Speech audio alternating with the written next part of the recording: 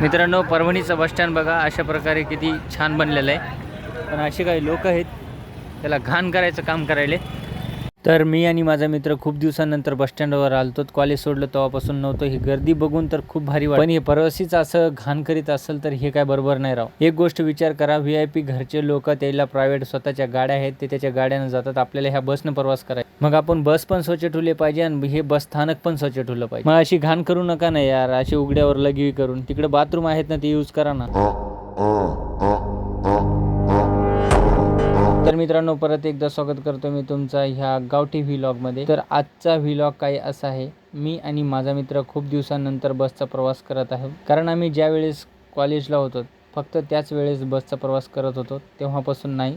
तर आत्ता आम्ही लगभग 6 ते 7 वर्ष झालेत ह्या बसचा प्रवास करत आहे. खूप दिवसांनी बसचा प्रवास करायलोत म्हणून उलट्या फिलट्या होत्या म्हणून आम्ही थोडंसं खायला घेतलंय नमकीन. आणि आमच्यासोबत काही असं घडलंय. अमोलन मी एकमेकाला बोलतच होतो, गप्पा मारत होतो, कॉलेजचे दिवस आठवत होतो. तितक्यात TT साहेब आले. पण बसचे TT साहेब ते लोकांचे डुप्लिकेट आधार कार्ड आणि मतदान कार्डावरचे वय तपासू लागले आणि ज्यांचं पण गलत असलं त्यांच्याकडून ते घेऊन स्वतःजवळच ठेवू लागले.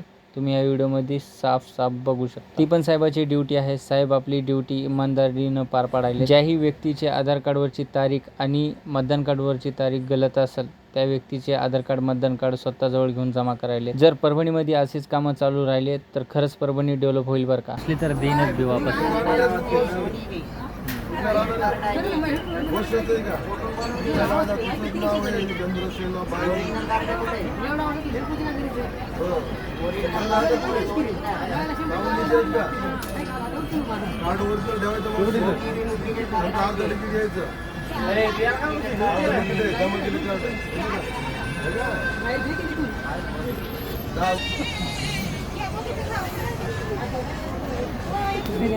टोटल 7 वर्षानंतर बसचा प्रवास आहे ना. पण किती वर्ष? 7 वर्ष.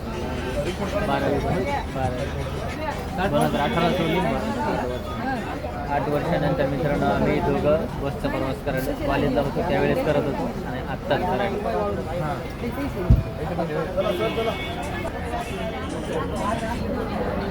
तर बस पूर्णपणे चेक झाली आणि आता बस आपल्या गावाच्या दिशेने निघालेली आहे. तर मित्रांनो, आपला हे गावठी व्लॉग आपल्याला कसा वाटला कमेंट करून नक्की सांगायचं आणि चॅनलवर नवीन असाल तर सबस्क्राईब करून घ्यायचं.